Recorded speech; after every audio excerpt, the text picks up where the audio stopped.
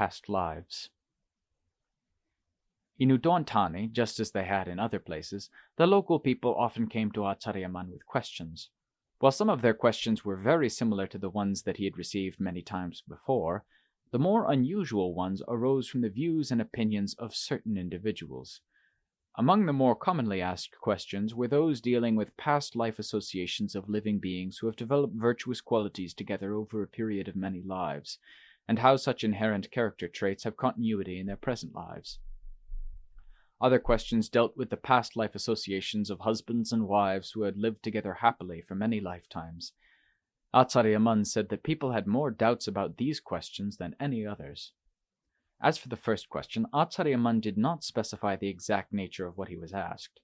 He merely mentioned the question of past life associations in a general way and gave this explanation. Things like this must originate with the establishment of volitional intent, for that determines the way the lives of specific individuals become interrelated. The second question was more specific. How is it possible to determine whether the love between a man and a woman has been preordained by previous association in lives past? How can we distinguish between a loving relationship based on past life connections and one which is not? Acariya replied, "It is very difficult to know with any certainty whether or not our love for this person, or our relationship with that person, has its roots in a mutual affinity developed over many lifetimes. For the most part, people fall in love and get married rather blindly. Feeling hungry, a person's tendency is to just reach out and grab some food to satisfy that hunger. They will eat whatever is available as long as it is sufficient for their day-to-day needs. The same can be applied to past life associations as well. Although such relationships are a common feature of life in this world, it is not at all easy to find genuine cases of people who fall in love and get married simply due to a long-standing past life association. The problem is, the kilesas that cause people to fall in love don't spare anyone's blushes, and they certainly don't wait patiently to give past life affinities a chance to have a say in the matter first. All the kilesas ask is that there be someone of the opposite sex who suits their fancy. That's enough for passion to arise and impulsively grab a hold. Those kilesas that cause people to fall in love can turn ordinary people into fighters who will battle desperately to the bitter end without respect for modesty or moderation, no matter what the consequences might be. Even if they see they have made a mistake, they will still refuse to admit defeat. Even the prospect of death cannot make them abandon their fighting style. This is what the kilesas that cause people to fall in love are all about. Displaying themselves conspicuously in people's hearts, they are extremely difficult to control. Anyone who wants to be a reasonable, responsible person should avoid giving these kilesas their head, never permitting them to charge on ahead unchecked. So you must exercise enough self-control to ensure that even if you know nothing about your past life associations, you will still have an effective means of reigning in your heart, a means of avoiding being dragged through the mire and down a steep, dark precipice. Unless you are an accomplished meditator with an aptitude for perceiving various types of phenomena, you will find it very difficult to access knowledge about your past lives. Whatever the case, you must always have enough presence of mind to maintain proper self-control.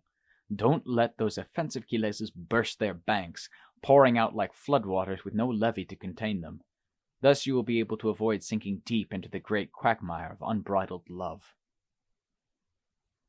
Questioner: what should a husband and wife, who have lived together happily in this life, and wish to remain together in the next life, do to ensure that they'll be reborn together in the future?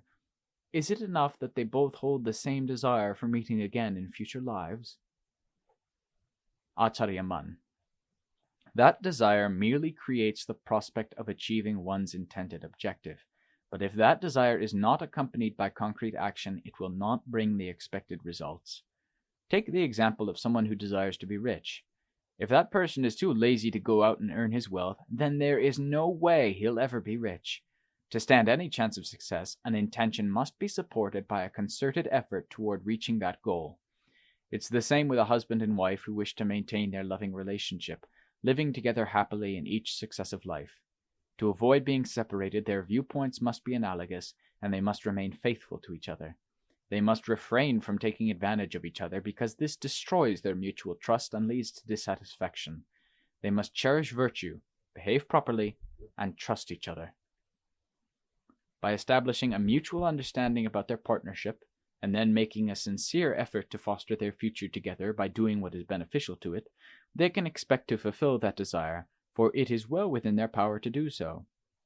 On the other hand, should the opposite hold true, with either the husband being good while the wife is bad, or vice versa, with one or the other doing only that which pleases him or her, then no matter how many hundreds of resolutions they make together, they will all come to naught. Their very actions will perforce undermine their desire.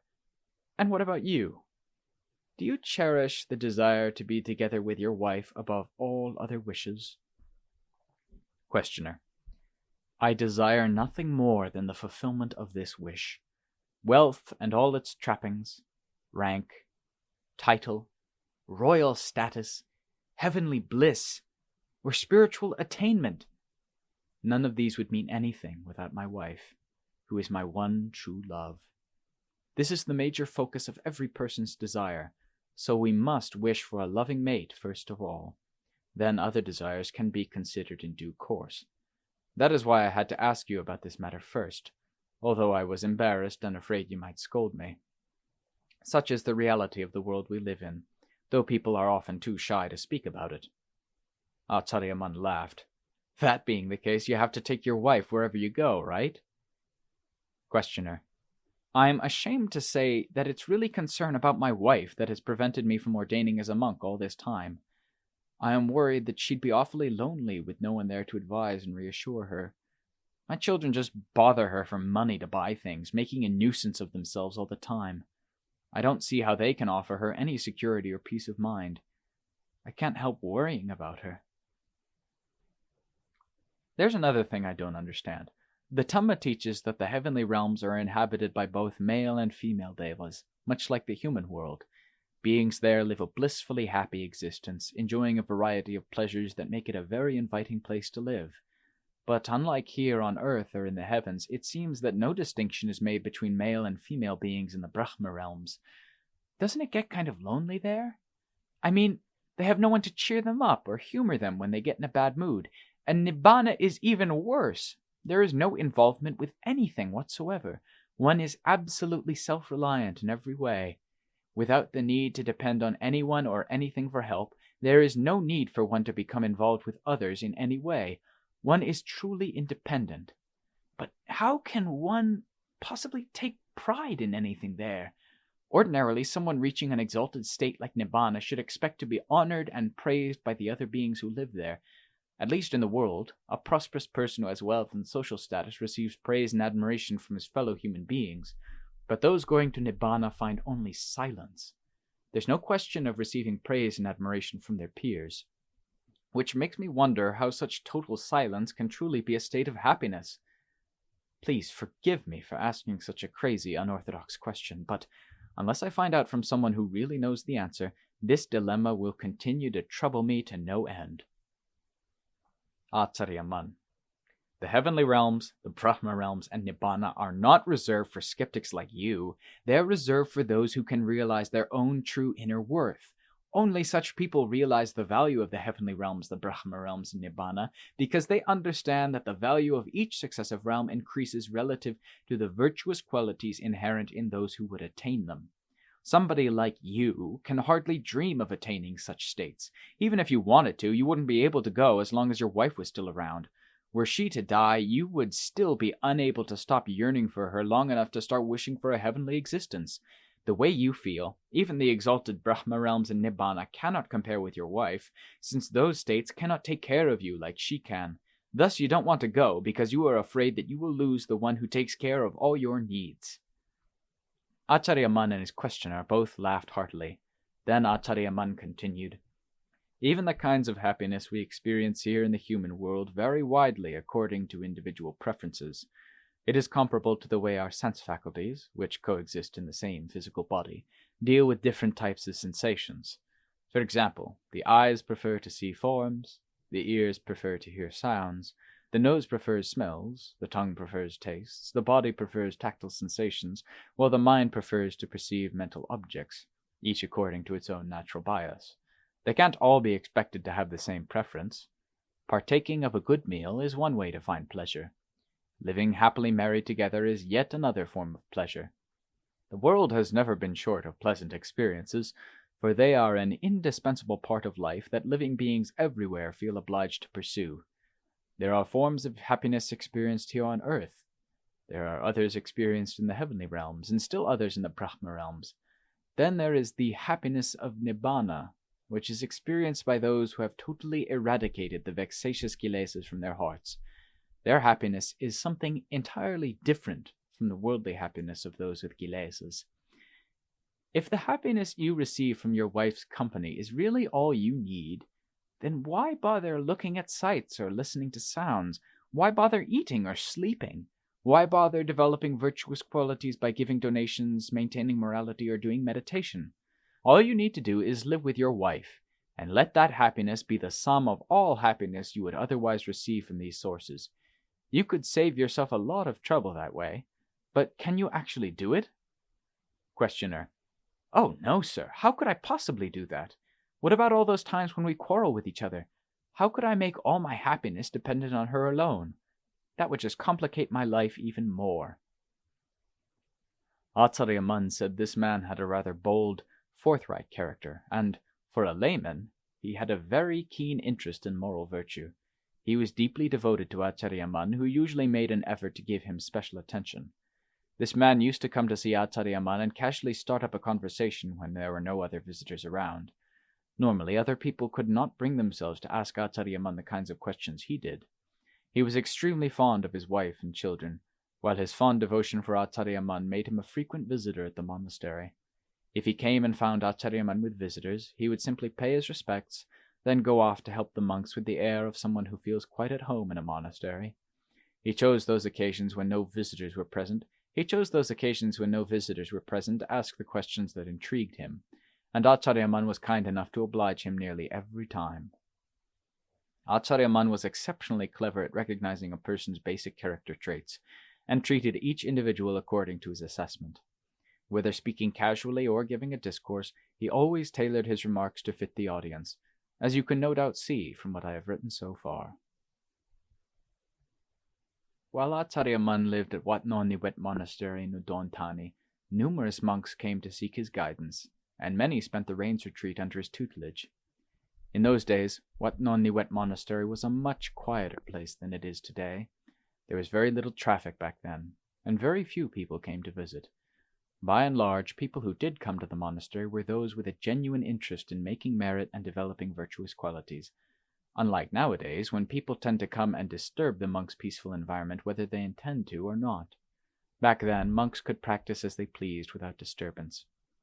Consequently, many monks developed themselves spiritually, becoming a source of contentment not only to themselves, but also to the local people who looked to monks for refuge. Acariya Mun instructed the monks in the evening. He usually began with a general explanation of moral virtue, followed by samadhi and then wisdom, going briefly through them stage by stage until the highest level of absolute freedom, the essential goal of Dhamma. He then went back and gave a comprehensive exposition of how a monk should practice to attain the various stages of Dhamma that he had outlined. For monks engaged in meditation practice, he always emphasized the vital importance of mindful adherence to the monastic code of discipline. Only a monk who is firm in his discipline and respectful of all the training rules can be considered a full-fledged monk. He should not transgress the minor training rules merely because he considers them to be somehow insignificant. Such negligence indicates someone who feels no shame about immoral behavior, and it may eventually lead to more serious transgressions. A monk must strictly adhere to the monastic code of discipline to make sure that his moral behavior is not punctuated with unsightly blemishes or gaps. In that way, he feels comfortable and confident living among his peers. He need never be concerned that his teacher or his fellow monks will be critical or reproachful. For the inner monk in your heart to reach perfection, starting from Sotapanna and progressing to Arahant, you must be steady and relentless in your effort to attain each successive level of both samadhi and wisdom.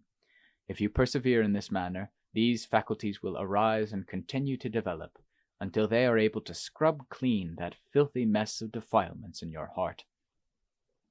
A monk's conduct and speech should be absolutely above reproach. His chitta should be absolutely superb by virtue of the Dhamma qualities that he develops step by step. Samadhi, Panya, Vimutti, and Vimutti Jnana Dasana. A monk should never be dreary or sad. He should never appear undignified, shunning his fellows because a guilty conscience is eating away inside him, troubling his heart. This is contrary to the way of the Lord Buddha, whose splendid internal conduct and external behavior were irreproachable. Following in his footsteps, a monk must muster the resolute courage to abandon all evil and do only good. He must be a man of integrity who is honest with himself and his peers, while being faithful to the Dhamma and the discipline. He will thus be supported by his exemplary practice everywhere he goes. The brightness of his mindfulness and wisdom will light the way, as his heart will be suffused with the taste of Dhamma. He will never find himself trapped in a state of delusion with no means of escape. Such are the characteristics inherent in a true disciple of the Lord Buddha. Study them carefully and take them to heart. Adhere closely to them as the basis for a bright, trouble-free future, when you can claim them as your own valuable personal possessions. This was how Acariya Mun usually instructed practicing monks. Monks who had doubts or questions about their practice could consult individually with Acariya Mun during the day when the time did not conflict with his daily routine. His daily life had a regular pattern that he tended to follow without fail wherever he stayed. Rising from his meditation seat early in the morning, he walked meditation outside his hut until it was time to go on alms round. After collecting alms food in the village and eating his morning meal, he again walked meditation until noon, and then took a short rest. Once rested, he sat in meditation for a while before continuing his walking meditation until 4 p.m. At 4, he swept the open areas around his residence. When he finished, he bathed, and again practiced walking meditation for many hours. Upon leaving his meditation track, he entered his hut to do several hours of chanting. Following that, he again sat in meditation late into the night. Normally, he slept no more than 4 hours a night. On special occasions, he went entirely without sleep, sitting in meditation until dawn. When he was young, he displayed a diligence in his practice that none of his contemporaries could match. Even in old age, he maintained his characteristic diligence, although he did relax a bit due to his strength, which declined with each passing day. But he differed significantly from the rest of us in that his mind showed no signs of weakness even as his health gradually deteriorated. Such was the life of a great man who set a perfect example for us all. He never neglected his personal responsibilities, nor did he relax the relentless effort which had been such an important source of strength, spurring him on to that gratifying victory deep in the mountains of Chiang Mai, as we have seen. As human beings, we all possess attributes that should allow us to duplicate Acariya Mun's achievement. In actual practice, those able to achieve the kind of unqualified success that he did are far and few between. Despite the fact that the world is now grossly overpopulated, very few people indeed will see their hopes fulfilled by attaining this exalted goal. In the present age, such an attainment is very rare. The outstanding difference between someone like Acariya Mun and the rest of us is the degree of diligence and determination he applied to the pursuit of knowledge and understanding, an effort firmly grounded in the 4 Itthipada, Chanda, Virya, Citta, and Vimamsa. And when the causes are so different, the results are bound to be radically different as well, so much so that it's almost unbelievable how varied they can be from one person to the next. But the good and bad results that people receive from their actions are evident everywhere in the world around us, and they cannot be denied. We must acknowledge the obvious, that a mixture of goodness and evil, happiness and suffering, arises in each and every one of us. There is no way we can divest ourselves of them. Among modern-day Acharyas, Acariya Mun's life story is splendidly unique. A rich story, it flowers and bears fruit from beginning to end. Magnificent every step of the way, it is a life worthy of everyone's heartfelt respect. He is now revered far and wide in places where people have heard about his excellent reputation. It's a great shame that so many Buddhists who were keenly interested in Dhamma never heard of him while he was still alive. Although they might have very much wanted to meet a man of such exceptional virtue, they never had a chance to do so. This was largely because he did not like to frequent crowded places like towns and cities. He found life in the mountains and forests far more satisfactory his entire life. Many monks who were dedicated to the practice of Dhamma also experienced great difficulty in reaching him. The dirt roads were hardly passable in those days, and anyway there were no vehicles. They had to hike for days in order to reach the places where he liked to stay. Those who were unaccustomed to hiking just couldn't manage it. Their excuses for not going varied. Some monks were simply not courageous enough to accept the plain truth about Dhamma that he taught. Some were afraid that food and other necessities would be in short supply and of poor quality. Some were afraid they could not eat just one meal a day as he did. Where Acariya Mun was concerned, monks tended to create any number of obstacles for themselves, most of them appearing insurmountable. Although their aspirations were sincere, such concerns amounted to self-imposed barriers that prevented them from gaining the benefit of their good intentions. In the end, they realized the kind of monk he really was only long after he had passed away and they heard the story of his life. He epitomized the sasana which has preserved Magga and Phala from Lord Buddha's initial attainment down through the countless number of arahants who have maintained Magga and Phala to this day. The essence of the sasana has been transmitted by means of Supatipanno, Uju, Nyaya, Sami, Chipatipanno, Savaka Sangho, as practiced by all those who have attained Magga, Phala, and Nibbana. They are like a vast stream of the great deathless ocean of Nibbana, shimmering forth from the pristine nature of those who have practiced to perfection what the Buddha taught. Acariya Mun was one of the arahants of this present age. He passed away not so long ago, on November 10, 1949, about 20 years ago. The story of his passing away will be described later when we reach the final chapter of his life. In any case, physical death has existed since time immemorial, and will continue to exist as long as some form of conventional reality still remains.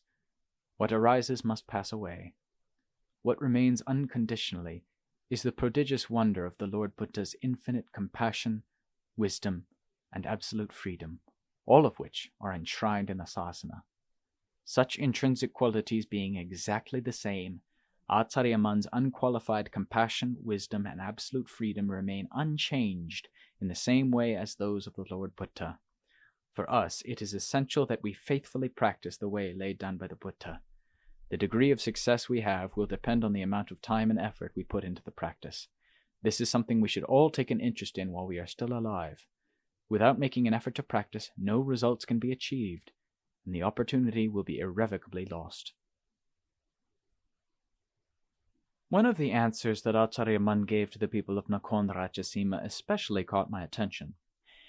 Here is a summary of what he said. Don't think and act as if you, your family and friends, and the society you live in will never have to face the cemetery. Otherwise, when death comes, as it does to everyone in the world, you will find yourself hopelessly unprepared, and so risk sinking into the kind of unfavorable state no one would wish for. Whatever you think, say, or do should be accompanied by some recollection of the cemetery, which symbolizes death, for cemeteries and Dhamma go hand in hand. Reflection on death will encourage reflection on Dhamma, which in turn will cause you to reflect back on yourself. Don't get cocky thinking you're so smart, when in truth you are always at the mercy of Dhamma. Such arrogance will merely lead you to your own misfortune. You should never take the attitude that you are smarter than the Buddha, that great all-knowing teacher who, unlike people with kilesas who feel very cocky, never relied on conjecture. In the end, such people become trapped in the bad Dhamma that their own arrogant assumptions have created for them. Such straight talk can be quite startling in its effect, inducing the listener to submit wholeheartedly to the truth about Dhamma. It cuts through all the self-importance that causes us to overlook our true place in this world. I have revisited the subject of Dhamma here, for I feel that what I previously wrote on the subject is inadequate, since it failed to capture the full impact of what Acariya Mun taught. This oversight has just come to my attention, which shows just how unreliable our memories are. In fact, they easily mislead us, blocking the truth from view, so please forgive me for going over the same material again from time to time. Acariya Mun had the knowledge and the ability to confer Dhamma excellence on his monk disciples. As a result, many of them developed into veritable Bodhi trees in their own right. This type of Bodhi tree is extremely difficult to plant and nurture to maturity, for it tends to be surrounded by hazards. Many disciples of his who became senior acharyas are still alive today. Some of them I have already mentioned by name. Acharya Man's senior disciples include such well-known acharyas as Acharya Singh and Acharya Maha from Udon, Thani, Acharya Tet from Thabo and Nong Khai, Acharya Fun from Sakon Nakhon, Acharya Kao of Wat Pa Baan Taad in Udon, Thani, Acharya Prom from Dong Yen village of Nong Khan district in Udon, Thani, Acharya Lee of Wat Sokaram in Samut Prakan, Acharya Chob and Acharya Louis from Luay province, Acharya Sim and Acharya Te from Chiang Mai, and Acharya Kongma from Sakon Nakhon. There are still many others whose names I cannot recall. Each of these acharyas possesses certain exceptional qualities setting him apart from the rest. Each is outstanding in his own distinct way, and all are worthy of the highest respect. Some being quite famous, they are well known to monks and lay people across the country. Some, by nature, prefer to live in quiet seclusion. There are senior disciples of Acharya Man possessing exceptionally virtuous qualities who remain virtually unknown because they naturally prefer to live in anonymity. More than any other teacher in the northeast region of Thailand, Acharya Man was able to firmly establish monks in Bodhi Dhamma. Bodhi means wisdom. The Bodhi of the Lord Buddha is called enlightenment. But in the case of these acharyas, I would prefer to simply call it Bodhi Dhamma, as befits their humble status and the forest tradition to which they belong. Establishing a monk in Bodhi Dhamma is very similar to raising a child. First, the monk is taught how to develop a firm basis in moral discipline. Then he's taught how to use that moral excellence as a basis for his meditation practice, focusing inward to develop sufficient knowledge and understanding that will allow him to safely look after himself. The spiritual development of each and every monk represents an extremely difficult challenge, because implanting virtuous qualities deeply into the heart of someone who is oppressed by the kilesas is always a very demanding task. The teacher must be on his guard at all times, exercising complete mastery over every type of kilesa, so that his student remains earnestly motivated to undergo the training. Persistent practice under a good teacher allows the student a chance to bring his own character into harmony with Dhamma, and so steadily grow in confidence and determination. On our own, we all suffer from kilesas. Everyone coming to train under a teacher is equally full of kilesas, so it is difficult for them to find the strength necessary to drag one another to safety. I believe the most difficult task any human being can undertake is that of trying to transform an ordinary monk into a monk who's truly worthy of the highest respect. That task is further complicated when the teacher tries to encourage the student to shift from his original mundane position up to the transcendent levels of Sotapanna, Sakadagami, Anagami, and Arahant. The degree of difficulty increases dramatically with each successive level of attainment. In all likelihood, insects will come along and chew at its roots, boring into them until the whole tree topples to the ground before the nascent Bodhi tree has a chance to sprout and branch out, developing into a useful specimen. This is what we usually see happen. Seldom do the roots grow deep enough to resist the ravages of wind, rain, and insects. When we plant an ordinary tree in the ground, we can expect it to soon bear fruit. When, however, we try to establish a monk in Dhamma, he always appears on the verge of falling over. Even if no apparent dangers are on the horizon, he will go out looking for something to trouble him, thus causing himself a lot of harm, all of which makes developing a monk difficult indeed. If you don't believe me, just give it a try. Ordain as a monk and try following the monastic discipline laid down by the Buddha. What's the bet you'll be hungry for supper before the sun has even set? Forgetting all about your newly shaven head, you will be itching to travel about all the time, sightseeing, listening to sounds, smelling this, tasting that, and touching things that are nice and soft. Morning, noon, and evening, never will there be enough to satisfy your appetite. Soon you'll forget all about your status as a monk. It's unlikely that you will ever take an interest in cultivating that inner Bodhi tree, for your heart will never accept reason and persevere with the monk's training long enough to gain genuine peace of mind. Left unattended, the Bodhi tree of the heart will gradually wither and shrivel up. Harmful influences will then have the upper hand. What Bodhi tree could stand erect against such an onslaught? The Bodhi of a monk is sensitive to those influences, so his heart may easily be swayed by such discordant elements. If his Bodhi cannot withstand the pressure, it will topple hopelessly to the ground. Thus it is an extremely difficult task to establish Bodhi properly. Those who have never tried to establish Bodhi in their hearts don't know how potent those negative influences can be. They attempt to fertilize the nascent Bodhi tree with substances that only serve to stunt its growth, eventually ruining it altogether. Consequently, such Bodhi trees tend to have a dreary look about them, as if they were going to die at any moment from a profound shortage of noble virtue. I have experience in planting such Bodhi trees and looking after them, and due to a lack of sound judgment, I've had my share of disappointments, so I am well aware of how difficult they are to establish and take care of. They always seem to be on the verge of withering up and dying. Even today, I cannot say for sure whether or not this Bodhi tree of mine will grow and mature nicely, or simply deteriorate, since as a rule it threatens to take a turn for the worse. In fact, I haven't seen enough progress to be able to gauge the level of decline. Steady decline seems to be the norm. Preferring to look for stimulation that is invariably harmful, this type of Bodhi can easily destroy itself without any outside help. Anyone who makes the agonizing effort to oppose his heart's natural inclinations until it submits to the authority of Dhamma is able to develop Bodhi to perfection. Such a person is truly worthy of veneration. Acariya Man is a classic example of a teacher who develops Bodhi so thoroughly that he becomes a reassuring source of comfort to all his disciples. Acariya Man carefully cultivated his Bodhi tree until the trunk was strong, the branches extensive, the foliage thick, and the fruits and flowers abundant. It was always a peaceful source of shade for those who sought to shelter there. Although he has already passed away, just reading the story of his life is enough to arouse faith in him and the Dhamma he practiced. It's almost as though he never passed away at all.